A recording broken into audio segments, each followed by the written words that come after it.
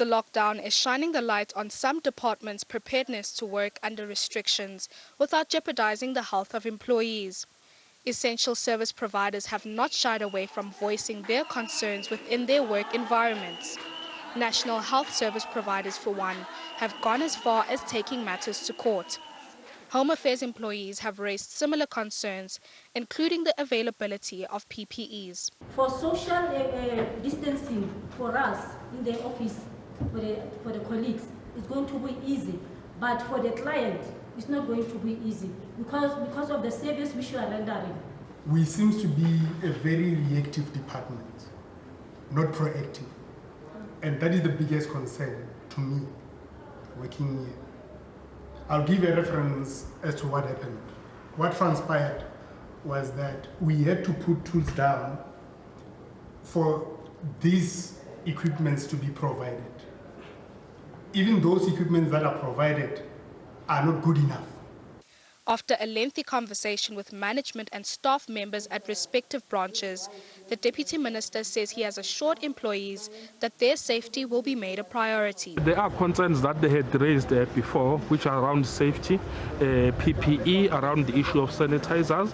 Those issues have since been resolved, as you will have seen that they already have the necessary protective equipment. And some of the advice that they've given us, we will take it up and make sure that we implement it and find a way of implementing it. Part of the great innovations that they've said that we must look at doing is around the issue of testing for temperature for people who come through our offices, so that we can also expand information that can be used by the Department of Health.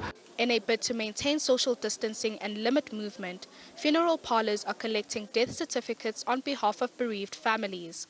Some of the parlour representatives explain their new operating system. I'm impressed with the social distancing measures and sanitizers. However, there is a backlog with the death certificates, but I can understand that there is quite a lot of us coming to collect them.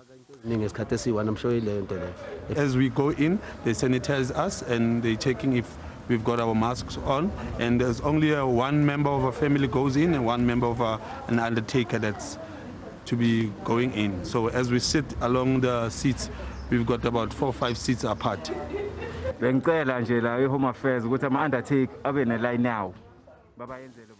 I'm pleading with Home Affairs to have a separate line for undertakers to collect death certificates, because we are here every day, unlike people that come here once in a while.